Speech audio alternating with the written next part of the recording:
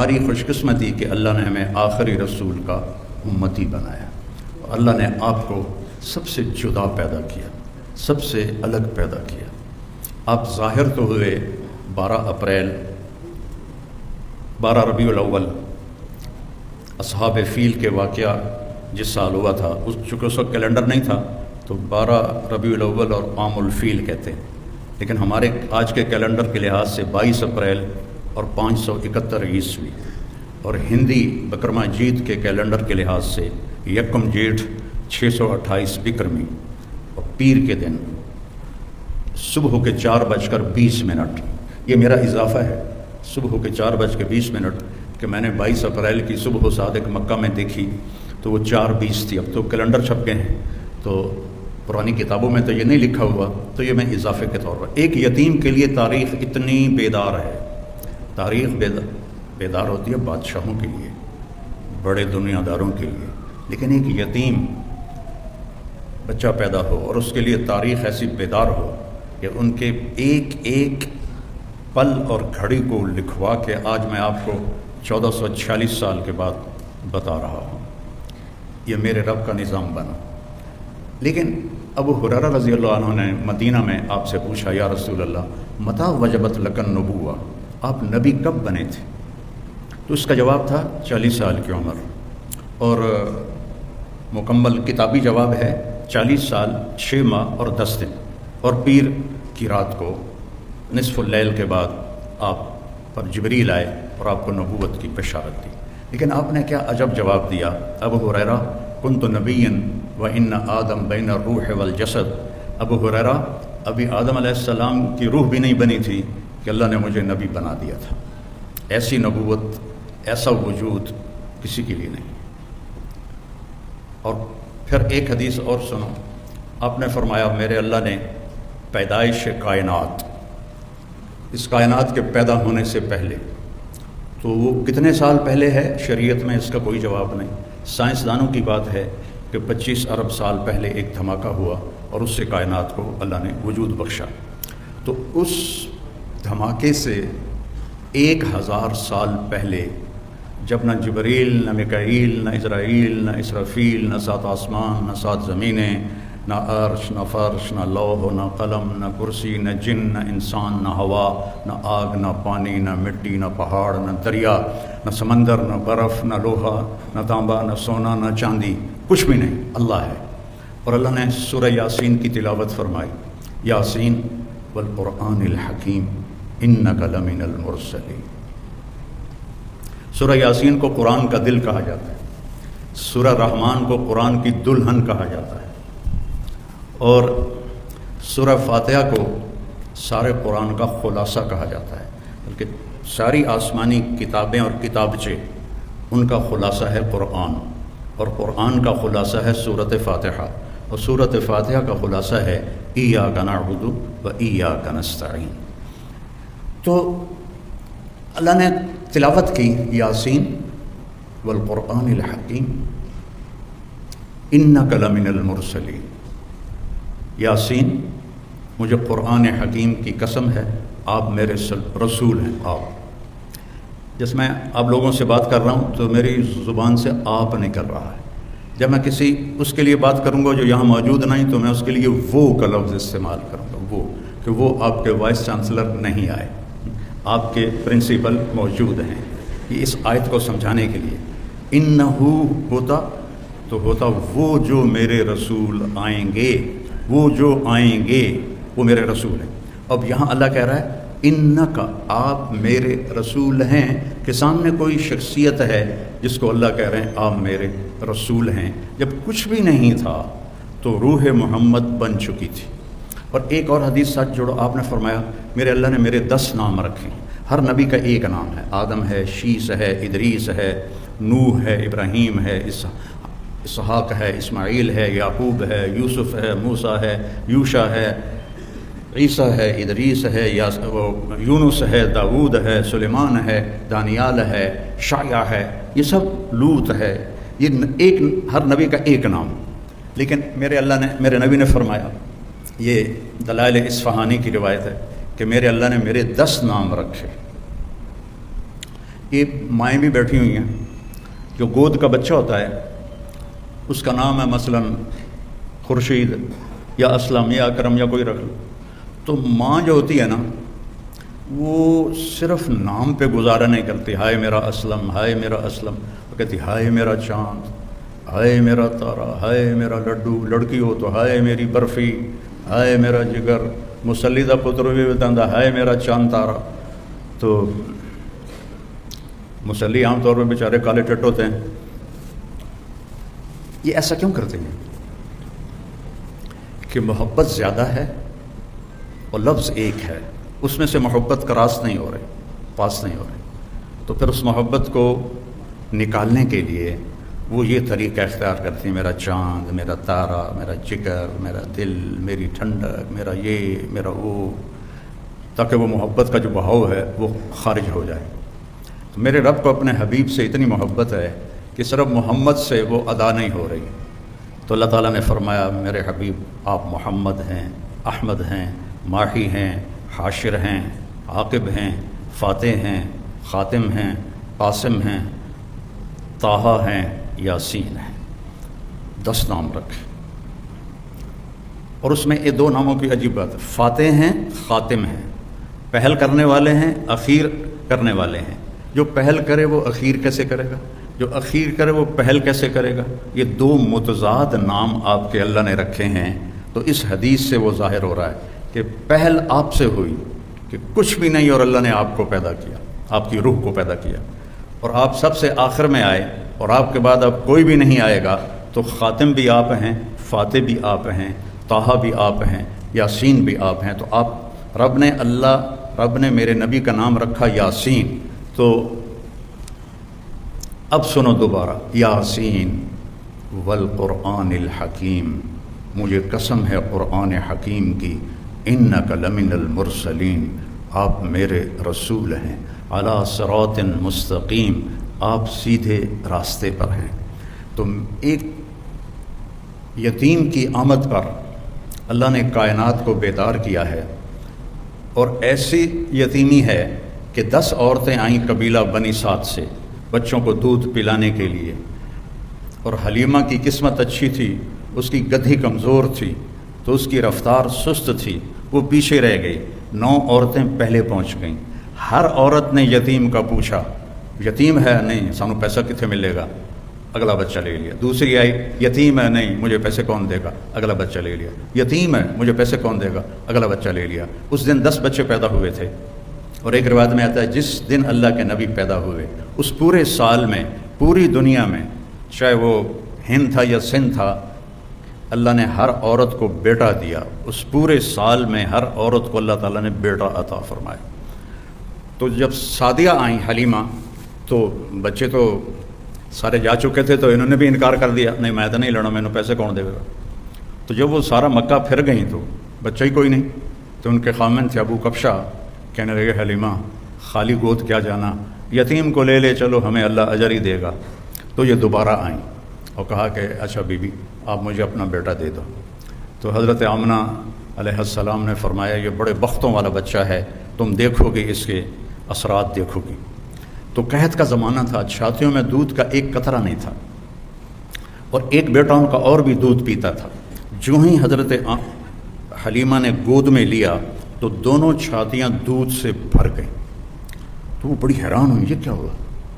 تو انہوں نے آپ کو دودھ پلایا ایک طرف سے، جب دوسری طرف سے پلانے لگیں تو آپ نے منہ بند کر لیا کہ یہ میرے دوسرے بھائی کا حصہ ہے، میں نہیں پیوں گا۔ اس طرح اللہ کی ہدایت چل رہی تھی اس معصوم بچے کے ساتھ۔ اب رات ہو گئی تھی، تو حضرت حلیمہ نے کہا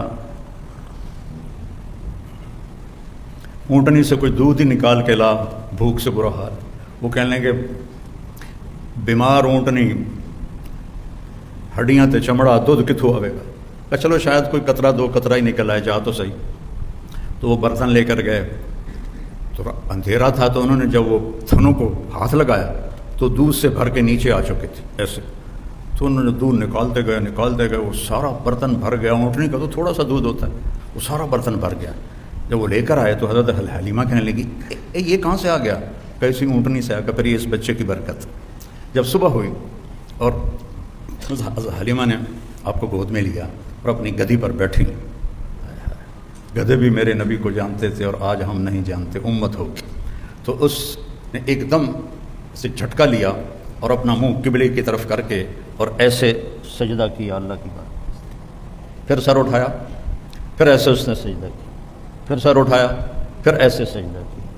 3 دفعہ اس نے سجدہ کیا شکرانے میں کہ آج میری کمر پر 2 جہان کے سردار تشریف فرما ہے.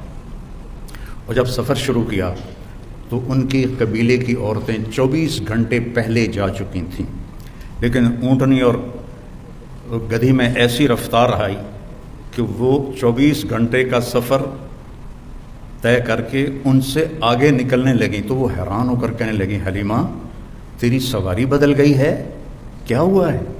تو انہوں نے فرمایا، نہیں، میرا سوار بدل گیا ہے. ان لہذا الصبی لشأنا، یہ میرا سوار بدل گیا ہے، یہ پیدائش سے. اور جب آپ وہاں تھوڑے سے بڑے ہوئے اور بکریوں کے ساتھ جانا شروع کیا تو جبریل آئے اور انہوں نے آ کر آپ کو چٹان پہ لٹایا، آپ کا سینہ چاک کیا اور دل نکالا اور اس کو صاف کیا اور پھر وہاں فٹ کر کے وہ چلے گئے. تو ان کے جو بھائی تھے وہ دوڑے گئے کہ میرے قریشی بھائی کو کسی نے قتل کر دیا. جب وہ واپس آئے تو دیکھا آپ تو ٹھیک ٹھاک بیٹھے تھے لیکن گھبرائے ہوئے تھے. اتنے بچپن سے آپ کی طہارت کا اللہ نے نظام چلایا. ایک مرتبہ آپ بکریاں چرا رہے تھے، یہودی گزرے تو وہ کہنے لگے یہ بچہ کون ہے؟ تو حلیمہ کے خامے ابو کبشہ نے کہا میرا بیٹا ہے. کہنے لگے اگر تم کہتے نا کہ اس کا باپ مر چکا ہے تو ہم اسے یہیں قتل کر دیتے، یہ آنے والے وقت کا نبی ہے. 12 سال کی عمر میں حضرت ابو طالب آپ کو لے کر تجارت کے لیے گئے تو زرقہ ایک جگہ ہے، میں وہاں گیا ہوں. وہاں ایک راہب تھا بحیرہ. جب وہ اس نے قافلے کو دیکھا تو کہنے لگا تمہارا سردار کون ہے؟ ان کا یہ ہے. کہا آپ کی کل دعوت ہے. انہوں نے کہا پہلے تو تم نے کبھی ہمیں پانی بھی نہیں پوچھا تو آج دعوت کیوں ہے؟ کہا یہ کل بتاؤں گا. اگلے دن اس نے کھانے کا انتظام کیا اور سارے مکے کا قافلہ ایک درخت کی چھاؤں میں بیٹھ گیا. جب وہ بحیرہ اس کا نام تھا آیا، اس نے ایسے ایسے دیکھا تو کہنے لگا سارے پورے ہو؟ کہاں پورے ہیں. کہا نہیں کوئی کم ہے. کہاں ایک بچہ ہے اونٹ چرانے گیا ہے. تو بحیرہ کہنے لگا اسی بچے کی وجہ سے تو دونوں روٹی کھوا رہے ہیں، دونوں کہاں پوچھنا ہے، اس بچے کو بلاؤ. تو پھر ایک آدمی گیا آپ کو لینے. جب آپ تشریف لائے تو چھاؤں ساری کور ہو چکی تھی، سارے لوگ چھاؤں میں بیٹھ چکے تھے. آپ کے لیے چھاؤں میں جگہ نہیں تھی. دھوپ میں جو ہی بیٹھے تو درخت کی شاخوں نے آگے بڑھ کر آپ کے اوپر سایہ کر دیا. تو وہ بحیرہ یہ دیکھ رہا تھا. تو پھر وہ آیا اور آپ کو کھڑا کیا. کہنے لگا یہ کس کا بیٹا ہے؟ تو حضرت ابو طالب نے فرمایا میرا بیٹا ہے. کہ جھوٹ بولتے ہو، میرا علم کہتا ہے اس کا باپ مر چکا ہے. تو فرمانے لگے ٹھیک کہتے ہو، یہ میرے بھائی کا بیٹا ہے لیکن مجھے اپنے بیٹوں سے عزیز ہے. پھر اس نے آپ کی کمر سے کپڑا ہٹایا تو مہر نبوت تھی. تو وہ کہنے لگا اس کو یہیں سے واپس لے جاؤ، یہ آنے والے وقت کا نبی ہے، اگر یہودیوں نے دیکھ لیا تو اسے قتل کر دیں گے. تو ابو طالب نے وہیں اپنا سامان بیچا، شام بھی نہیں گئے اور وہاں سے واپس چلے گئے. ایک دفعہ حضرت عمر رضی اللہ تعالیٰ عنہ تجارت کے لیے شام گئے تو وہاں ان کا جھگڑا ہو گیا. تو ایک شامی سردار نے ان کو گرفتار کروا لیا اور اپنے وہاں غلامی میں لے لیا. تو حضرت عمر رضی اللہ عنہ 2-4 دن ٹھہرے، پھر موقع پایا اور اس کو مارا ڈنڈا شامی سردار کو، وہ مر گیا. تو ان کو پکڑنے لگے تو وہ بھاگے. اب یہ بدو آدمی تھے، ان کو وہ شہری پکڑ ہی نہیں پا رہے تھے. تو آگے جب گئے تو ایک پادری کھڑا تھا گرجے کے دروازے پر. اس نے حضرت عمر کو آتے دیکھا تو ان کو دور سے بلایا، ان کو اندر لے لیا اور دروازہ بند کر کے کھڑا ہو گیا. پیچھے سے مجمع آیا، جی آپ نے کوئی بدو تو نہیں دیکھا یہاں؟ کہا کوئی نہیں ہے، چلو بھاگ جاؤ. چلے گئے. وہ اندر آیا، کہنے لگا کون ہو؟ کہا میں عرب ہوں. کہاں سے آئے ہو؟ کہا میں مکہ سے آیا ہوں. کہنے لگا تمہارے شہر میں کسی نے نبی ہونے کا دعویٰ کیا ہے؟ ان کا نہیں. کہا ان قریب تمہارے شہر میں ایک نبی ہونے کا دعویٰ کرے گا، وہ آخری نبی ہوگا اور تیرے مقدر میں اس کا ساتھی بننا لکھا ہوا ہے اور تیرے مقدر میں اس ملک کو فتح کرنا لکھا ہوا ہے. تو مجھے یہاں تحریر لکھ دے کہ جب تیری فوجیں میرے ملک کو فتح کریں گی تو میرے گرجے کو نہیں گرائیں گی. حضرت عمر کہنے لگے حضور میری غربت دا مذاق نہ اڑاؤ، میں تو اتنے مزدوری کرنا آیا روٹی واسطے، تجھے میں نے بادشاہ بنا رہے ہو۔ وہ کہنے لگا تو تجھے کیا فرق پڑتا ہے، تو لکھ دے، چاہے میں جھوٹ ہی کہہ رہا ہوں تو لکھ دے۔ تو حضرت عمر نے لکھ دیا کہ جب میری فوجیں آئیں تو اس کے گرجے اور اس کو کچھ نہ کہا جائے، اور حضرت عمر لکھنا جانتے تو سائن کر دیا۔ پھر جب حضرت عمر کے زمانے میں ملک شام پر لشکر کشی ہو رہی تھی تو پھر آپ نے وہ خط حضرت ابو عبیدہ کو دیا کہ اس راہب کی آپ نے حفاظت کرنی ہے۔ اتنا پہلے آپ کی آمد کی نشانیاں ظاہر ہونا شروع ہو چکی تھیں۔ آپ درخت کے پاس سے گزرتے تھے، درخت کہتا تھا السلام علیکہ یا رسول اللہ۔ آپ پتھر کے پاس سے گزرتے تھے، پتھر کہتا تھا السلام علیکہ یا رسول اللہ۔ آپ مدینے میں تشریف فرما تھے، ایک بدو گزرا، آپ نے گو دیکھی ہے؟ آپ میں سے کسی نے گو دیکھی؟ اچھا بی بی دیکھی ہے، تجھے نہیں دیکھی ہے؟ اچھا، تو وہ جو صحرائی گو ہوتی ہے وہ بہت بڑی ہوتی ہے، عرب وہ کھاتے تھے، اسلام سے پہلے کھاتے تھے۔ تو اس نے وہ گوہ کا شکار کیا ہوا تھا اور اس کو رسی سے باندھا ہوا تھا تو اس کی دم کے ساتھ، اور یوں اونٹ پہ لٹکا کے جا رہا تھا۔ راستے میں آپ کی محفل دیکھی، کہنے لگا یہ کون ہے؟ ان کا یہ وہ ہے جو کہتا ہے میں نبی ہوں۔ تو اس نے اپنے اونٹنی کو موڑا اور آ کر کہنے لگا تو ہے جو کہتا ہے میں نبی ہوں، تو نے گھر گھر میں لڑائی ڈال دی ہے، اگر میری قوم کی اور تیری صلح نہ ہوتی تو میں ابھی تیرا سر اڑا دیتا۔ تو حضرت عمر رضی اللہ عنہ کی آنکھیں گھومنے لگی، یا رسول اللہ مجھے اجازت ہے میں اس کا سر اڑاؤں۔ آپ نے کہا عمر تجھے پتہ ہے قاد الحلیم ان یکون نبیا، صبر والا اور معاف کرنے والا اور درگزر کرنے والا نبی بنتے بنتے رہ جاتا ہے، یہ اتنی بڑی صفت ہے۔ پھر آپ نے فرمایا بھائی آپ کو مجھ سے کیا گلہ ہے؟ کہنے لگا گلے چھوڑو، پہلے تم میرے سوال کا جواب دو۔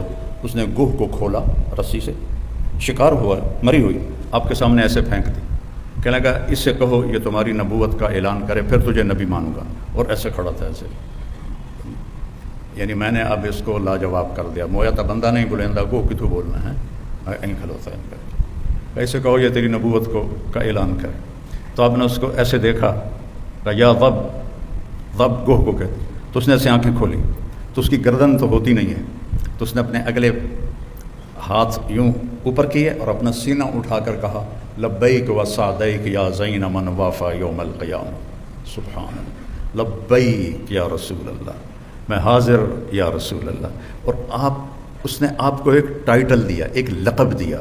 میرے پاس ایک کتاب ہے جس میں 1375 نام ہیں ہمارے نبی کے، القاب ہیں، نام تو محمد و احمد ہے، باقی لقب ہیں، تو اس میں ایک علامہ سندھی ہیں انہوں نے جمع کیے تھے، تو سب سے خوبصورت ٹائٹل اس گوہ نے دیا ہے، یا زین من وافا یوم القیامہ، قیامت کا دن بہت ہولناک ہے، یوم یجعل الولدان شیبا، الحاقۃ ما الحاقہ، القاریۃ ما القاریہ، هل اتاک حدیث الغاشیہ، زاغت الابصار، کیا کیا قرآن نے بیان کیا ہے قیامت کے دن کی ہولناکی کو۔ وہ کہنے لگے اے وہ ذات جس کی برکت سے قیامت کا دن خوبصورت ہو جائے گا، سبحان۔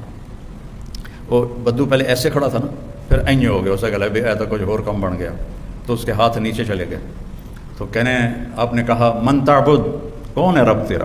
کہ من فی السماء عرشہ وفی الارض سلطانہ وفی البحر سبیلہ وفی الجنت رحمتہ وفی النار عقابہ، میرا رب وہ ہے جس کا عرش آسمانوں پر ہے، سلطنت زمینوں پر ہے، راستے سمندر میں ہے، رحمت اس کی جنت میں ہے، عذاب اس کا جہنم میں ہے۔ آپ نے فرمایا من انا، میں کون ہوں؟ سبحان اللہ، من انا، گوہ بول رہی ہے، انسان نہیں بول رہا، گوہ بول رہی ہے، اور خوبصورت عربی میں بول رہی ہے، من انا، میں کون ہوں؟ وہ کہنے لگی انت رسول رب العالمین، آپ رب العالمین کے رسول ہیں۔ اور اس نے یہیں بس نہیں کی، اس کو اگلے مسئلے کا بھی پتہ تھا کہ ایسا بھی ہوگا، وخاتم النبیین، اور آپ آخری نبی ہیں، آپ کے بعد کوئی نبی نہیں آئے گا، جو بھی آئے گا وہ جھوٹا ہوگا، وہ دجال ہوگا۔ وخاتم النبیین، قد افلح من صدقک، جو آپ کی پیروی کرے گا وہ کامیاب، وقد خاب من کذبک، اور جو آپ کے راستے سے ہٹے گا وہ ہلاک و برباد۔ تو آپ نے فرمایا دس بھائی ہن کی صلاح ہے؟ کہنے لگے گو کلمہ پڑھ گئی، ہوں میں کیوں نہ پڑھا؟ رستم بھی کلمہ پڑھا اور وہ ایمان لایا۔ اللہ نے ایسے میرے آپ کے نبی کی نبوت کو کائنات کی ہر چیز کے اوپر اس کی مہر لگا دی۔ جبریل سے آپ نے فرمایا میں جو رحمت للعالمین ہوں، میری رحمت سے تجھے کیا حصہ ملا ہے؟ جبریل تو عرش کے نیچے ہوتے ہیں۔ کہ یا رسول اللہ مجھے بھی ڈر لگتا تھا کہ کہیں میں دوزخ میں نہ چلا جاؤں۔ تو جب اللہ نے آپ کے قرآن میں میری تعریف کی، انہ لقول رسول کریم ذی قوت عند ذی العرش مکین مطاع ثم امین، تو اس کے بعد مجھے تسلی ہو گئی کہ میرا اللہ مجھے دوزخ میں نہیں ڈالے گا۔ آپ کی رحمت للعالمین عرش سے جا کر ٹکرا رہی ہے، عرش کے اوپر تو پھر اللہ ہے، عرش کے ساتھ جا کر ٹکرا رہی ہے۔ تو میرے نبی کی نبوت سب سے جدا، سب سے الگ، سب سے مکمل، سب سے کامل۔ ترکتکم علی محجۃ بیضاء، میں جا رہا ہوں اور ایک راستہ دے کے جا رہا ہوں جو انتہائی روشن ہے، لیلھا کنہارھا، اس میں رات آتی نہیں، دن ہی دن ہے، دن ہی دن ہے، روشنی میں سفر طے کرو، لا یزیغ عنہا الا ہالک۔ ہاں اگر اس میرے راستے سے ہٹ جاؤ گے ہلاک ہو جاؤ گے، برباد ہو جاؤ گے، تباہ ہو جاؤ گے۔ جیسے اس وقت امت ساری تباہ، ایٹمی طاقت ہے پاکستان، اور سارے اسلامی ملکوں میں سب سے ذلیل ہو رہا ہے، اور اللہ نے عربوں کو اتنا پیسہ دیا کہ دنیا میں آج تک کسی کو اتنی دولت نہیں دی، اور وہ ذلیل ترین مراحل سے گزر رہے ہیں۔ اچھی گاڑی ہونا اور چار چار شادیاں کرنا اور بڑے بڑے محل بنانا، اس کا نام عزت نہیں ہے، آزادی کا نام عزت۔ ہماری میٹرک کی کتاب میں ایک کہانی تھی، انگریزی کی ایک بڑی کتاب ہوتی تھی، ایک چھوٹی ہوتی تھی، تو اس میں کہانی تھی ایک شہری کتا سیر کرنے جنگل جاتا تھا، تو وہاں اس کی جنگلی کتے سے دوستی ہو گئی۔ اب جنگلی کتا میں سکا سڑیا جا، شہری کتا دیا وکھیاں بھی باہر نکلی ہوئی ہیں۔ تو ایک دن وہ جنگلی کتا کہتا یار تو کی کھانا ہے؟ مطلب میں دودھ پینا، میں گوشت کھانا، پراٹھے کھانا۔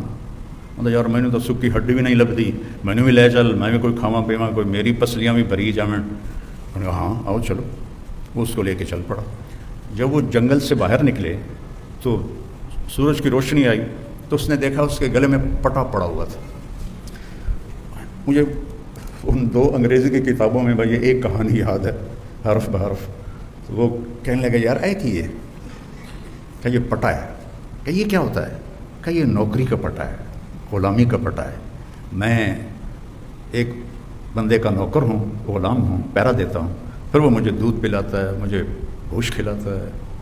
یہ پراٹھے تو میں اپنی طرف سے کہہ رہا ہوں، پراٹھے کھلاتا ہے، انڈے کھلاتا ہے۔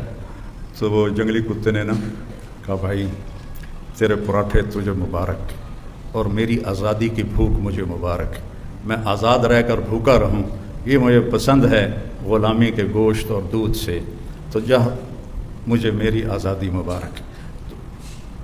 ہم آزاد نہیں ہیں، 57 ملک ہیں، آزاد نہیں ہیں، سب یہود و نصارہ کے ہم غلام ہیں، اور ہمارے جتنے حکمران ہیں یہ نوکر ہیں ان کے، یہ ان کا دم بھرتے ہیں، یہ ان کے آگے ہاتھ جوڑتے ہیں۔ تو یہ صرف اللہ کے نبی وجول ذل والصغار علی من خالف امری، جو میرے طریقے کو چھوڑے گا وہ ذلیل و خوار ہو کے رہ جائے گا۔ تو صرف اللہ کے نبی کی زندگی کو چھوڑنے کا نتیجہ ہے کہ اللہ نے ہم پر ذلت کی چادر چڑھا دی۔ عزت تو خزل فی ادو والا، جب حکومت کے حکمران حکومت کے خزانے کو لوٹیں گے، کب میرے نبی نے بات کی تھی، والامانۃ مغنما، جب امانت ہڑپ کی دی جائے گی، والزکوٰۃ مغرما، اور زکوٰۃ دینا چھوڑ دیں گے، وتعلم لغیر الدین، یہ اس وقت کی باتیں ہیں جب ابھی سب کچھ تھا اور دین دنیا کے لیے حاصل کیا جائے گا، تو اللہ تعالیٰ کی رحمتیں تم سے کھینچ لی جائیں گی، اللہ کی رحمتیں تم سے ہٹا دی جائیں گی۔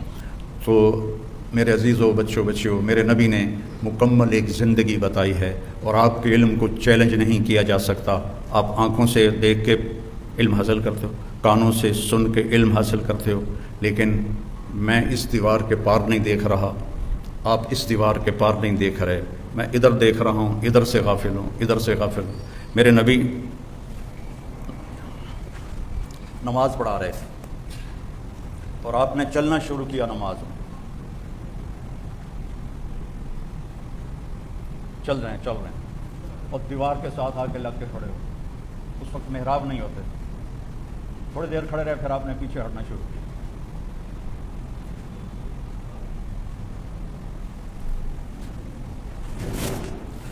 پہلے آگے گئے، دیوار کے ساتھ لگ گئے، پھر واپس ہٹے اور مصلی کے کنارے پر آ گئے، تو پچھلوں کو تو نہیں پتہ چلا، اگلی صف والوں نے دیکھا کہ آج کی اللہ دے نبی نے جب آپ نے سلام پھیرا تو ایک دم سارے بولے یا رسول اللہ یہ آپ نے کیا کیا ہے، پہلے تو آپ کبھی نہیں کی نماز آپ نے کہا میں جب نماز پڑھ رہا تھا تو اللہ نے مجھے جنت دکھائی، اب جنت 7ویں آسمان سے شروع ہوتی ہے اور عرش پر جا کر اس کی چھت پڑتی ہے، تو آج تک تو پہلا آسمان ہی نہیں دیکھا جا سکا، وہ کیا نظر تھی جو 7 آسمان چیر کر جنت کو دیکھ لے، اور کہا انگوروں کے گچھے لٹکے ہوئے تھے، وہ میں نے گچھے دیکھے تو میں چلنا شروع ہو گیا اور قریب ہو گیا تو مجھے جنت نظر آ رہی تھی، اس آنکھ کو آپ کیسے جھٹلاؤ گے؟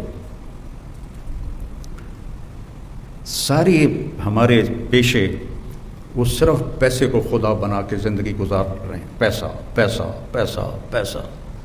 تم اس ڈاکٹر کو کامیاب سمجھتے ہو جس کا کلینک چل جائے، جس کی پریکٹس چل جائے، جس کے مریض بڑھ جائیں، وہ بہت کامیاب ڈاکٹر ہے۔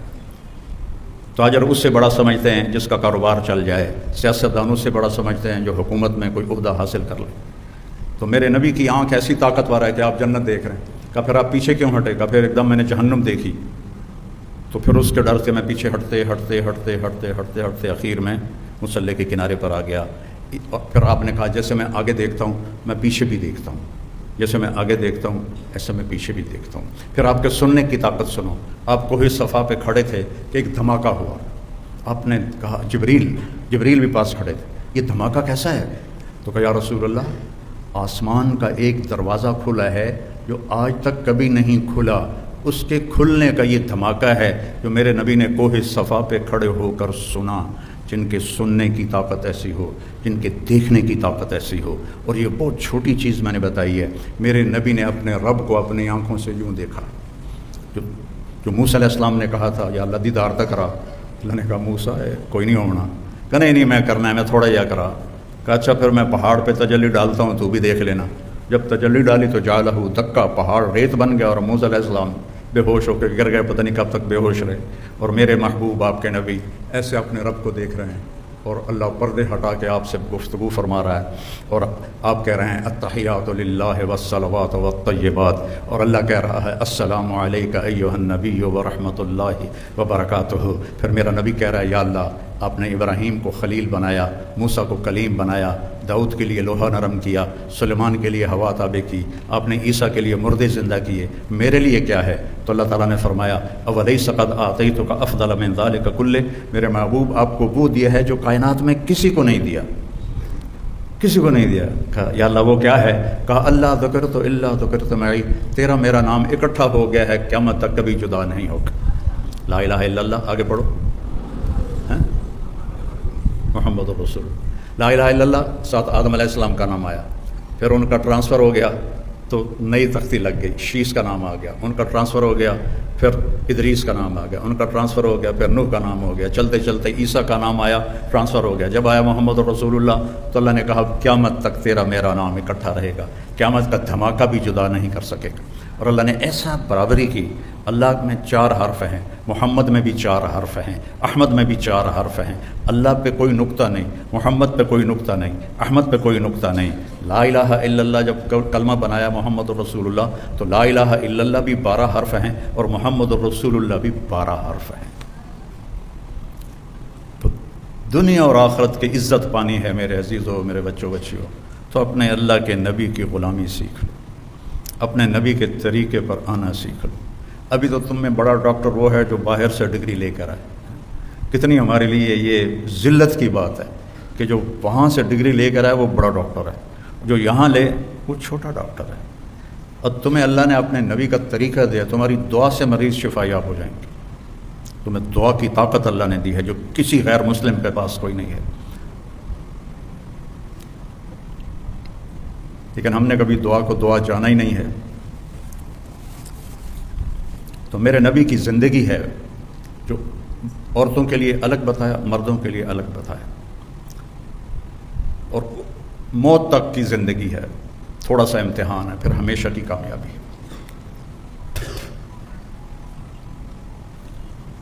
آپ نے فرمایا 4 باتیں سیکھ لو، دنیا بھی تمہاری، آخرت بھی تمہاری۔ آپ کو 10 لاکھ حدیثوں میں سے ایک حدیث بتا رہا ہوں، ایک حدیث بتا رہا ہوں۔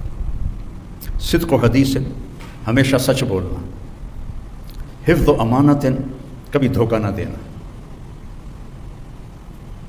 حسن و خلیقت، اخلاق اچھے رکھنا، عفت فی طعمت، رزق حلال کمانا، تو دنیا بھی تمہاری ہے آخرت بھی تمہاری، صدق و حدیث، ہمیشہ سچ بولنا، حفظ و امانت، کبھی کسی کو دھوکہ نہ دینا، حسن و خلیقت، اپنے اخلاق اچھے رکھنا، عفت فی طعمت، اپنا رزق حلال رکھنا، اپنے رزق کو حرام نہ کرنا۔ آپ لوگ ڈاکٹر ہو، مریض کو کسٹمر نہ سمجھو، ہمارے ڈاکٹر مریض کو گاہک سمجھتے ہیں، گاہک آ گیا۔ جب میں نے چھوڑی تھی میڈیکل لائن اور مولوی بننے کا ارادہ کیا تھا تو مولوی ایک گالی تھی، گالی 70 کی دہائی میں، اور پھر ہمارے لوکل ہم ذمہ دار ہیں جو جنگلی بالکل لڑائی مار کٹائی، ہمارے پورے علاقے کے بڑے ذمہ داروں نے چور رکھے ہوتے تھے، اور وہ چوری بھوک کی نہیں ہوتی تھی، وہ چوری اس وقت قتل کا نہیں تھا رواج، وہ تھا چوری کرواتے تھے جس سے کہ ذمہ دار کو ذلت ہو، تو چور رکھے ہوتے تھے جو چوریاں کرواتے تھے، اور یہ بڑے فخر سے ہوتی تھیں کہ فلانے دی اسی ماں چھڑوا دیتی تھے، فلانے دا اٹھ چھڑوا دیتا۔ تو ایسے ماحول میں مولوی ایک کمی تھا اور ڈاکٹر ایک بڑا خوبصورت نام تھا، کیونکہ وہ اس زمانے کے ڈاکٹر کاروباری نہیں تھے، وہ صرف پیسے کا پجاری نہیں تھے، وہ مریض کو مریض سمجھتے تھے۔ آج کے ڈاکٹر مریض کو مریض نہیں سمجھتے، اسے اپنا کسٹمر سمجھتے ہیں، گاہک سمجھتے ہیں۔ تو برکت ہاتھوں سے نکل گئی ہے، مریض کو مریض سمجھو، اللہ تمہیں اپنے خزانوں سے رزق عطا فرمائے گا۔ ہمارے دادے کے چھوٹے بھائی کا اونٹ چوری ہو گیا، تو میرے دادے کا بہت بڑا نام تھا ملتان کے علاقے میں، تو انہوں نے تو بڑی اپنی ذلت سمجھی، انہوں نے کھوجی ہوتے تھے اس وقت، وہ کھوجی لیے اور اس کچی سڑکیں چلتے چلتے چلتے ڈیرہ غازی خان تک قدموں کے نشان، پھر آگے چوٹی لغاریوں کی، وہاں تک قدموں کے نشان، آگے ایک لغاری سردار کے ڈیرے پر وہ ہمارے دادا کا اونٹ کھڑا ہوا تھا، تو انہوں نے جا کر کہا کہ اے اٹھ ساڈا ہے، اسی دے قدماں تے آئے ہیں۔ وہ کہنے لگا ہے تو چوری دا، پر میں کدی چوری واپس نہیں کی تھی۔ پھر کہنے لگا کتھوں آئے ہو؟ میں نے کہا جی تلم بیچو آئے ہیں۔ تو وہ کہنے لگا میاں گانے نو جان دے ہو؟ تو میرے دادا نے کہا میں وہ بیٹا ہوں۔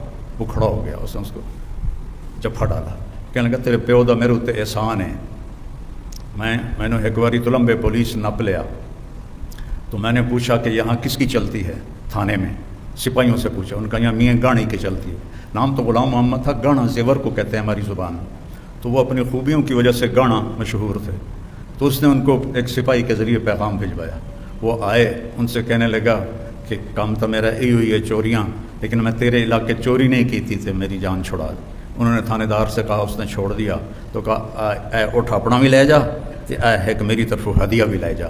تو یہ ماحول تھا اس وقت، اس میں میں نے کہا میں نے مولوی بننا ہے، وہ تو دھماکہ ہو گیا، وہ جیسے قیامت قائم ہو گئی۔ اور ہمارے تلمبے میں ایک بہت غریب خاندان تھا، اس سے ایک لڑکا ڈاکٹر بنا، ڈاکٹر معین رحمۃ اللہ علیہ، تو میرے والد ہمیشہ کہتے ویکھیا ہی ڈاکٹر معین نو، غریباں دا چھور آئی، اج کیڈا نا ہے وہ، تو مولوی بن گیا، تینوں کیا پوچھنا ہے، تو مولوی بن کے کرو کی ہے۔ اور آخر ایک دن انہوں نے تنگ آ کے مجھے 23 نومبر 1972 کو گھر سے نکال دیا کہ جو تو مولوی بننا ہے تو میرے گھروں نکل جائے۔ اتنا نیچے تھا یہ مولوی کا تصور۔ لیکن میرے عزیزوں، میری بچیوں، اللہ کی قسم، نبی کی زندگی عزت والی زندگی ہے، اسے سیکھو، میرے نبی کی ہر چیز محفوظ ہے، سیکھو سیکھو۔ میں برکت کے لیے اللہ کے نبی کا نسب آپ کو سناتا ہوں کہ میرے نسب پورا لکھا ہوا ہے 1874 میں جو انگریزوں نے بندوبست کیا تھا اس سے لے کر مجھ تک، باقی اس سے اوپر تو لکھا ہوا ہی نہیں ہے، وہ 20 نام بنتے ہیں لیکن مجھے یاد نہیں ہے، میں نے کوشش بھی کی، میرے ذہن سے نکل جاتے ہیں، بس آخری نام مراد یاد ہے مجھے۔ میرے نبی کے نسب نامے میں 80 نام آتے ہیں، محمد بن عبداللہ بن عبد المطلب بن ہاشم بن عبد مناف بن قصی بن کلاب بن مرہ بن کعب بن لوی بن غالب فہر بن کنانہ بن خزیمہ بن مدرکہ بن الیاس بن مدر بن نزار بن معد بن عدنان بن حمیسہ بن سلامان بن عوس بن بوز بن قموال بن ابی بن عوام بن ناشد بن حذا بن بلداس بن یدلاف بن طابق بن جاہم بن ناحش بن ماخی بن عیفی بن عبقر بن عبید بن الطواء بن حمدان بن سنبر بن یثربی بن یحزن بن یلحن بن ارعوہ بن عیدی بن ذیشان بن عیسر بن اقناد بن ایہام بن مقصر بن ناحس بن زارع بن سمی بن مزی بن عوض بن عرام بن قیدار بن اسماعیل بن ابراہیم بن آدر بن ناحور بن سروج بن فائج بن عابر بن ارفخشاد بن سام بن نوح بن لامک بن متوشالہ بن ادریس بن یرد بن ملح العیل بن قینان بن آنوش بن شیس و بن آدم علیہ السلام۔ میرے نبی کا اس کے علاوہ کسی کا کوئی نسب نامہ محفوظ نہیں ہے، اور میرے نبی کا پورا حلیہ محفوظ ہے۔ لقد جاءکم رسول من انفسکم، ہم ایسے پڑھتے ہیں، سورۃ توبہ کی آخری آیت ہے، لیکن میں موریتانیہ گیا، وہاں پڑھتے ہیں من انفسکم، من انفسکم، من انفسکم کا میں نے آپ کو ابھی مصداق بتا دیا کہ میرے اللہ نے کہا تم میں تو پیدا ہوا ہے، ایسا نسب ہے کسی کا؟ پھر من انفسکم، تم میں تو پیدا ہوا ہے، ایسا کوئی حسین ہے؟ ایسا کوئی حسین ہے؟ ایک بدو عورت نے میرے نبی کا حلیہ بیان کیا۔ اب ذرا الفاظ کا ردم اور اس کے موسیقی کا خیال کرنا، آپ کو ترجمہ بعد میں سناؤں گا۔ رأیت رجلا ظاہر الوداع ابلج الوجه حسن الخلق لم تعبه ثجلا لم تزر به سعلا وسیم قسیم فی عینیہ دعج فی اشفارہ وطف فی صوتہ سحل فی لحیتہ کثاثہ فی عنقہ سطع ان تکلم علاہ البہاء وان سکت علاہ الوقار۔ الفاظ کا ردم سمجھ میں ہے؟ کیا خوبصورت، کیا کہا؟ میں نے ایک شخص دیکھا، مجھے لگا 14ویں کا چاند کپڑے پہن کے آ گیا ہے۔ ظاہر الوضاء ابلج الوجه، روشن چمکتا چوڑا چہرہ، لم تعبہ سجلا، پیٹ نکلا ہوا نہیں تھا، لم تدری به سعلا، سکا سڑا ہوا نہیں تھا۔ پیٹ تو کسی کا بھی نہیں نکلنا چاہیے، لیکن مولوی اور ڈاکٹر کا پیٹ نکلا ہوا ہو تو بہت بری بات، جو اوروں کو نسخے لکھ کے دے رہا ہے۔ میں ایک ڈاکٹر کو ویسے ہی ملنے گیا تو باہر پورا کمرہ ان کا بھرا ہوا تھا مریضوں سے، تو اندر مریض دیکھ رہے تھے، تو انہوں نے سوچا یہ مولانا تبلیغی آدمی ہیں، مجھے آ کے تبلیغ کریں گے، تو بٹھایا تو میرا ٹائم ضائع ہوگا، تو وہ خود ہی باہر آ گئے۔ جب وہ باہر آئے تو میں کبھی ڈاکٹر کو دیکھوں کبھی مریضوں کو دیکھوں، اڈا دا پیٹ، میں دل چکھیا بے وقوفا، تو اپنا علاج پہلے کر، تو مریضاں دا علاج کرتا پہ، اتنے پیٹ نکلیا ہے، اور مولوی کا پیٹ نکلا ہوا ہو ممبر پہ بیٹھے، اور یہ عورت کا چلو ایک تو ویسے پیٹ نکلتا، پر ویسے پیٹ اس کا نکل جائے تو وہ بھی بہت عیب کی بات۔ میرے نبی کا ایسے سینہ اور پیٹ تھا، سینہ اور پیٹ برابر تھا، یوں کر کے باہر نہیں نکلا ہوا تھا۔ اکثر من المشذب، آپ فخم مخفم، انتہائی بارو اور انتہائی خوبصورت تھے، نہ لمبا قد تھا نہ چھوٹا قد تھا، عظیم الحامہ، آپ کا سر بڑا تھا، شدید سواد الشعر، سیاہ کالے بال تھے، یجاوز شعرہ شحمۃ اذنیہ، یہاں تک آپ کے بال تھے، زیادہ تر یہاں تک بھی آئے، یہاں تک بھی آئے، لیکن عام پوری زندگی میں یہاں تک بال تھے۔ ان فرقت عقیقتہ فرق و الا فلا، کبھی آپ مانگ نکالتے تھے اور کبھی ویسے ہی کنگھی فرما لیتے تھے، اور جب کبھی آپ مانگ نکالتے تھے اور سر سے پگڑی اتارتے تھے تو مانگ سے نور نکلتا نظر آتا تھا۔ واسع الجبین، کھلا ماتھا تھا، ازج الحواجب من غیر قرن، یہ بھویں ایسے کمان کی طرح گول تھیں، جیسے یہ بچیاں وہ سرمے سے ایسے لمبی بناتی ہیں پھر یہاں تک لے کر آتی ہیں، من غیر قرن، یہاں بال نہیں تھے، یہ بیچاری جن کے ہوتی ہیں وہ لیزر کرواتی رہتی ہیں کہ یہ بال ختم ہو جائیں، تو میرے نبی کے بغیر لیزر کے یہاں بال نہیں تھے، اور ایسے خوبصورت بھووں نے آپ کی آنکھوں کا سارا ایسے گھیرے میں آنکھوں کو لیا ہوا تھا، اور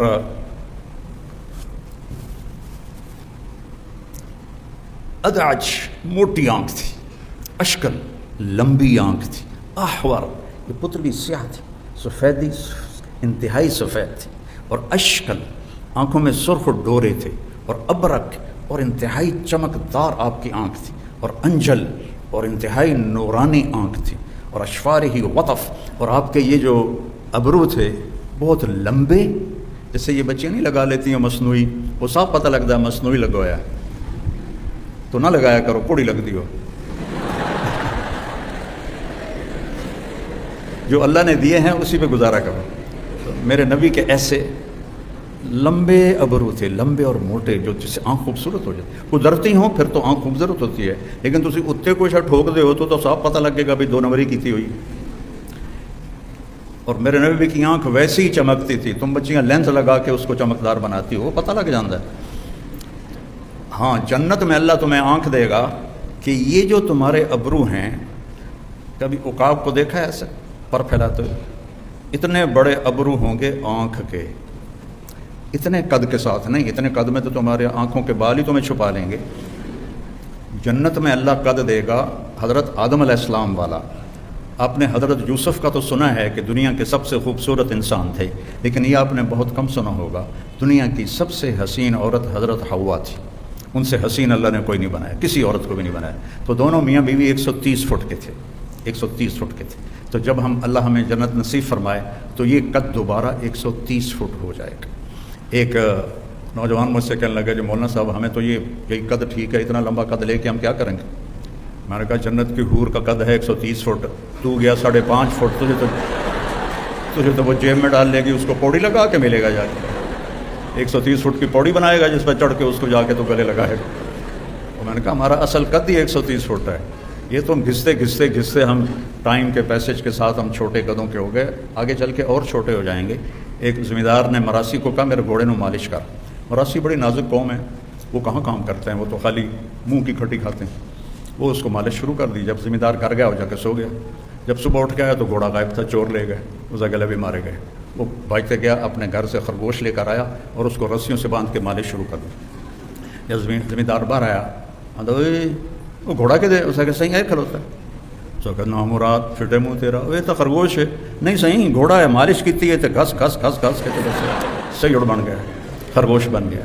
تو اللہ جنت میں 130 فٹ قد بنائے گا، اور سر کے بال یہاں سے چل کر اور پاؤں کی ایڑی تک آئیں گے، 130 فٹ بال ہوں گے، اور اس میں تمہارے تو جوئیں نکلتی ہیں سروں سے، وہاں موتی ہوں گے، یاقوت ہوں گے، زمرد ہوں گے ایسے، اور یہاں شادی پہ وہ جو بناتی ہیں وہ چوڑا سا پتہ نہیں اس کو لہنگا کہتے ہیں یا کیا کہتے ہیں، اس کو پھر وہ اٹھا کے چل رہی ہوتی ہیں۔ اللہ تعالیٰ آپ کو لباس جو پہنائے گا وہ 3 میل کے دائرے میں گھوم رہا ہوگا، 3 میل کے دائرے میں، اسے اٹھانے کے لیے خادمات ہوں گی، آپ کو نہیں ایسے اٹھا کے چلنا پڑے گا، 3 میل کے دائرے میں گھومے گا، اور 100 جوڑے ہر ایمان والے مرد عورت کو اللہ پہنائے گا، 100 جوڑے۔ اچھا 100 جوڑے اگر خود پہننے پڑ گئے تو مر گیا نا، 1 2 3 4 تو موٹے ہی رہ گئے، اور جب اتارنے ہو تو پھر ریورس، تو کیا ہوگا؟ آپ صرف ارادہ کریں گی کہ کپڑے بدلوں، ایک نور کی چمک اٹھے گی اور آپ کے اگلے 100 جوڑے غائب ہوں گے اور نئے 100 جوڑے آپ کے زیب تن ہوں گے۔ کوئی لانڈری نہیں ہے، کوئی سوٹ کیس نہیں ہے، کوئی الماری نہیں ہے، کوئی واش روم نہیں ہے، کوئی ٹوائلٹ نہیں ہے، ہر چیز سے پاک۔ حضرت ام سلمہ نے پوچھا یا رسول اللہ ہمارا درجہ بڑا ہے یا جنت کی عورت کا؟ آپ نے کہا دنیا کی عورت کا درجہ بڑا ہے۔ تو حضرت ام سلمہ نے پوچھا وہ کس لیے؟ کہا ان کی نماز کی وجہ سے، ان کے روزے کی وجہ سے، اور ان کے صدقے کی وجہ سے، اور ان کی عبادت کی وجہ سے اللہ انہیں جنت کی حوروں سے 70,000 گنا زیادہ حسن عطا فرما دے گا۔ تو وہ زندگی تو آگے آ رہی ہے۔ تو میرے نبی پاک صلی اللہ علیہ وسلم کی اللہ نے آنکھیں بنائی ایسے خوبصورت، جب آپ ایسے آنکھ اٹھاتے تھے تو اللہ کی قسم کوئی آپ کو دیکھ نہیں سکتا تھا، سب ایسے ہو جاتے تھے، صرف 2 آدمی آپ کو دیکھ سکتے تھے، ایک ابو بکر اور ایک عمر، باقی کوئی۔ کف اللحیہ، داڑھی بڑی خوبصورت، اشم، ناک یہاں سے اٹھا ہوا آگے سے باریک، ولی الفم، ہونٹ بڑے خوبصورت، سرخ، آپ تو وہ لگاتے ہو نا لپسٹک، آپ کے ہونٹ ویسے ہی خون کی وجہ سے سرخ، اشنب، آپ کے دانت ایسے گولائی میں تھے، یا بیچاری کتنے لڑکے لڑکیوں نے وہ یہاں لگایا ہوتا ہے جو دانت اوپر نیچے ہوتے ہیں، آپ کے ایسے گولائی میں تھے، اور مفلج، ان دانتوں میں تھوڑا خلا تھا، یہ براق الثنایا، اور اتنے روشن تھے جب ہنستے تھے تو دانتوں سے نور نکل کر دیواروں پہ پڑتا دکھائی دیتا تھا، سبحان اللہ۔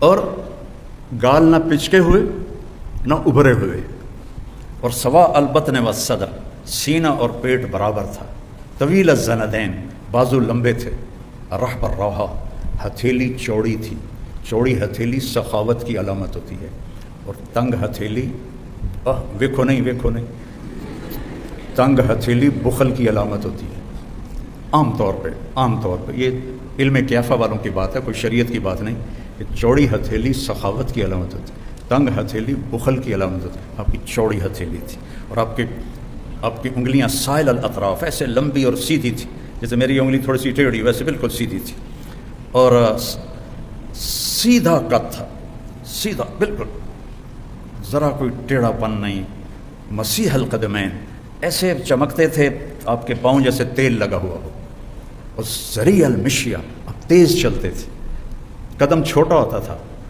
چال میں تیزی ہوتی تھی، صحابہ کو پیچھے دوڑنا پڑتا تھا، اور جب آپ کسی کو بلاتے تھے تو ایسے کر کے نہیں کہتے تھے، آپ ایسے کرتے تھے، انگلی نہیں اٹھاتے تھے، ایسے کرتے تھے۔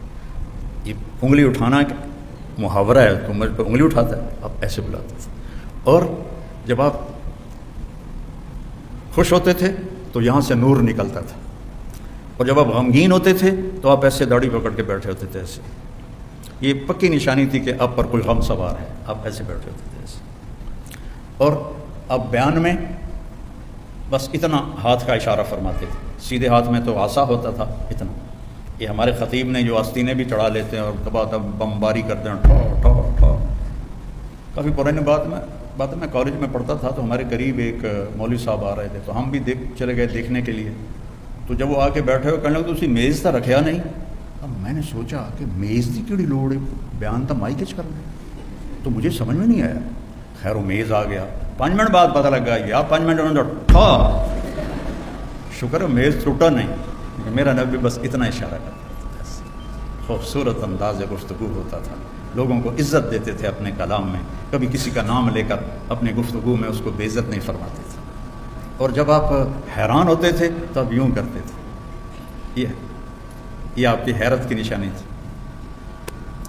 جب آپ کو کوئی دائیں بائیں سے بلاتا تھا، اب تم مجھے بلاؤ، ہاں اب اس نے مجھے بلایا، میں کیا کروں گا؟ جی سب آپ یہی کریں گے، لیکن میرے نبی کیا کرتے تھے؟ جی ایسے کرتے تھے، صرف گردن نہیں پھیرتے تھے، پھر ادھر سے بلایا کسی نے پھر آپ ایسے کرتے تھے۔ جی کتنا مشکل کام ہے، ادھر سے کوئی بلاتا تو آپ ایسے کرتے تھے۔ کتنی چھوٹی چھوٹی باتیں آپ کو میں بتا رہا ہوں اپنے نبی کی، سب محفوظ ہیں، پڑھو سیکھو۔ آپ کو کھجوروں میں برنی کھجور پسند تھی اور اجوا کھجور پسند تھی، اور دودھ کی لسی آپ کو پسند تھی، اور بکری کے دستی کا گوشت آپ کو پسند تھا، اور گردن کا گوشت آپ کو پسند تھا۔ اتنی باتیں کسی نبی کی۔ سفید لباس پسند تھا آپ کو، اور رنگدار بھی پہنتے تھے لیکن سفید پسند تھا آپ کو۔ حضرت جابر بن عبداللہ کہتے ہیں کہ مسجد کے صحن میں ہمارے نبی بیٹھے تھے، اور آپ نے سرخ دھاری دار چادر اوڑھی ہوئی تھی، اوپر 14ویں کا چاند تھا، میں کبھی چاند کو دیکھتا کبھی آپ کو دیکھتا تو آپ مجھے چاند سے زیادہ حسین نظر آ رہے تھے۔ پھر آپ نے اپنے گھر کی زندگی ہمیں سمجھائی، باپ بن کے دکھایا، خامند بن کے دکھایا، بیٹا بن کے دکھایا کہ کاش میری ماں زندہ ہوتی اور میں عشاء کی نماز فرض سورۃ فاتحہ شروع کر چکا ہوتا، اور میرے گھر سے میری ماں بلاتی، میں ماں کے پیچھے نماز توڑ دیتا۔ جس نے ماں باپ کو دکھ دیا اس پہ اللہ کی لعنت، اس پہ فرشتوں کی لعنت، اس پہ زمین آسمان کی لعنت۔ پھر خامد بن کے دکھایا، 11 شادیاں شوق کی نہیں تھیں، وحی کی تھی، زندگی سکھانی تھی۔ اظہار محبت کر کے دکھایا۔ عرب میں بیوی سے یہ کہنا کہ میں بیوی سے محبت کرتا ہوں یہ عیب تھا، یہاں بھی کوئی کہہ دینا تو کہ اچھا رن مرید ہو گئے ہیں، رن مرید ہو گئے ہیں۔ عرب میں اس سے زیادہ شدید ماحول تھا، کوئی کہے کہ مجھے بیوی سے محبت۔ معشوقہ سے محبت کے اشعار بھرے پڑے. مجھے اب بھی کتنے اشعار یاد ہیں لیلا کے اور باقیوں کے، اور اس کے نام لے کر شعر و شاعری کرتے تھے. وَهَلْ تَبْكِينَ لَيْلَا إِذَا مِتُّ قَبْلَهَا وَقَامَ عَلَىٰ قَبْرِ النِّسَاءُ النَّوَائِحُ كَمَا لَوْ أَصَابَ الْمَوْتُ لَيْلَا بَكَيْتُهَا وَجَادَ لَهَا دَمْعٌ مِّنَ الْعَيْنِ صَافِحُ. کھلا لیلا کا نام لے رہا ہے شاعری میں، لیکن بیوی سے محبت مر جاتے تھے شرم سے. اس ماحول میں، مسجد کے ماحول میں مجمع لگا ہوا ہے، ایک شخص پوچھتا ہے یا رسول اللہ آپ کو سب سے زیادہ کس سے محبت ہے؟ ماحول سمجھ میں آ گیا؟ پہلے بتاؤ. آپ نے زور سے کہا عائشہ سے. یا رسول اللہ آپ کو کس سے زیادہ محبت ہے؟ کہا عائشہ سے. وہ تو انج کانب گئے، کہیں ایک ہی ہو گیا. نہیں یا رسول اللہ میرا مطلب ہے کہ مردوں میں کس سے زیادہ محبت. تو آپ کو پتہ چل گیا کہ اس کو ہضم نہیں ہوا، تو آپ نے ابو بکر نہیں کہا، آپ نے کہا عائشہ کے ابا سے. عائشہ کے ابا سے. اور آپ نے حضرت عائشہ سے فرمایا عائشہ مجھے جب سے پتہ چلا ہے تو جنت میں میری بیوی ہے، مجھے مرنا ہی آسان ہو گیا ہے. گھر کی زندگی سکھائی، باہر کی زندگی سکھائی، اولاد سے پیار کرنا سکھایا. آپ دنیا کے سب سے مصروف انسان تھے، لیکن حسن حسین کے ساتھ آ کے روزانہ کھیلتے تھے. آپ جو ڈاکٹر کی پریکٹس بڑھ جاتی ہے وہ نہ بچوں کا رہتا ہے نہ بیوی کا رہتا ہے. میرے بچے یہاں اسکول پڑھتے تھے تو ان کے میں ملنے گیا پرنسپل سے، تو وہ کہنے لگے اسی فیصل آباد میں ایک میاں بیوی ڈاکٹر تھے، ان کے بچوں نے وہاں داخلہ لیا تھا. تو ایک دن وہ دونوں میاں بیوی آئے کہ 3 دن ہو گئے ہمارے بچوں نے کھانا نہیں کھایا گھر میں، اور ہمیں بتاتے بھی کچھ نہیں. تو انہوں نے ان کو بلا لیا. تو وہ بچے کہنے لگے جی ہم ان کے سامنے نہیں بتائیں گے. دونوں میاں بیوی بڑے ٹاپ کے ڈاکٹر تھے. انہوں نے ان کو باہر بٹھا دیا. ہاں جی بیٹا کیوں نہیں کھا رہے؟ کہا جی صبح ہم ناشتہ کرتے ہیں، ہمارے ماں باپ سو رہے ہوتے ہیں، ہمیں نوکرانیاں ناشتہ کراتی ہیں. ہم دوپہر کھانے میں آتے ہیں، ہمارے ماں باپ ہاسپٹل میں ہوتے ہیں، ہمیں نوکر کھانا کھلاتے ہیں. شام کو ہم کھانے پر بیٹھتے ہیں تو ہمارے ماں باپ کلینک میں ہوتے ہیں تو ہمیں نوکر کھانا کھلاتے ہیں. تو ہم نے کہا ایسے ماں باپ کو ہم کیا کریں کہ جن کی ہمیں شکل ہی نظر نہیں آتی. تو ہم نے اسٹرائک کیا کہ ہم نے کھانا ہی نہیں ہے. تو یہ بہت بڑا مسحیپ ہے ہر بڑے مصروف آدمی کے ساتھ اور ہر پریکٹس والے ڈاکٹر کے ساتھ کہ وہ اولاد کے نہیں رہتے. تو میرے نبی سے مصروف دنیا میں کوئی نہیں تھا، لیکن حسن حسین کے لیے وقت نکالتے تھے، ان کے ساتھ کھیلتے تھے، ان کو اپنی کمر پہ بٹھا کر گھر میں چکر لگاتے تھے. اور پھر کہتے تھے کیسا ہے اونٹ تمہارا؟ پھر ان کو اتار کے زینب کو بٹھاتے اور گھر میں چکر لگاتے تھے.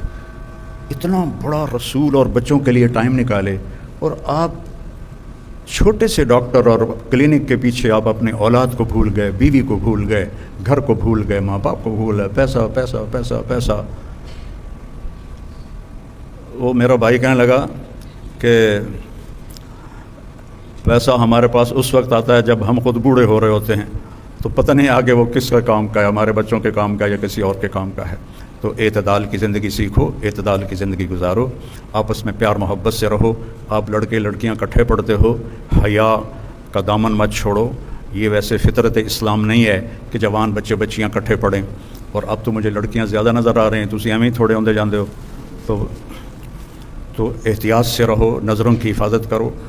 اور ہمارا بوائے فرینڈ گرل فرینڈ کوئی کلچر نہیں ہے، یہ حرامی کلچر ہے، یہ کفر کا کلچر ہے. ہمارے ماں باپ عزت کے ساتھ اپنی بیٹی کو ڈولی میں بٹھائیں، وہی آپ کے لیے کامیابی ہے. اور آپ کے والدین آپ بچوں کے لیے جو رشتہ طے کریں وہی آپ کے لیے بابرکت ہے. اس طرح کہ جو آج عنوان چل گئے ہیں یہ انتہائی خطرناک ہیں اور بہت ہی یہ نقصان دہ ہیں، کیونکہ جو اس عمر کی پسند اور عشق ہوتا ہے وہ ماشاءاللہ شادی کے بعد بالکل ناکام ہو جاتا ہے اور طلاقوں تک نوبت آتی ہے. اور جو ماں باپ جو طے کرتے ہیں اس میں برکت ہوتی ہے. اور باقی کھٹبٹ تو جنت میں ختم ہوگی، دنیا میں تو ختم ہو نہیں سکتی، وہ تو جنت میں ہی جا کے ختم ہوگی. تو لیکن یہ کام نہیں کرنا کہ اپنی پسند کے پیچھے کتنے لڑکے لڑکیاں کورٹ میرج کر لیتے ہیں، گھروں سے بھاگ جاتے ہیں. یہ سب تباہی کے راستے ہیں. اس سے اپنے آپ کو بچاؤ اور حیا کا دامن نہ چھوڑو کہ اللہ تعالیٰ اور اس کے نبی کو حیا بہت پسند ہے.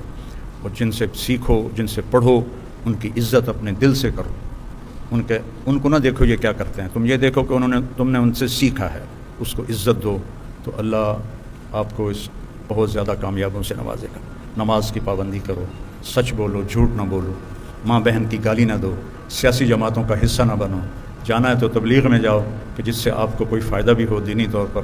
سیاسی جماعتیں تو نفرت اور ہمارے سیاستدان تو ویسے ہی کوڑے کا ڈھیر ہیں, کچھ نہیں ہے ان میں سوائے گندگی کے. تو اپنی محنت کو اپنی تعلیم میں خرچ کرو. اللہ تعالیٰ مجھے آپ کو عمل کی توفیق بخشے.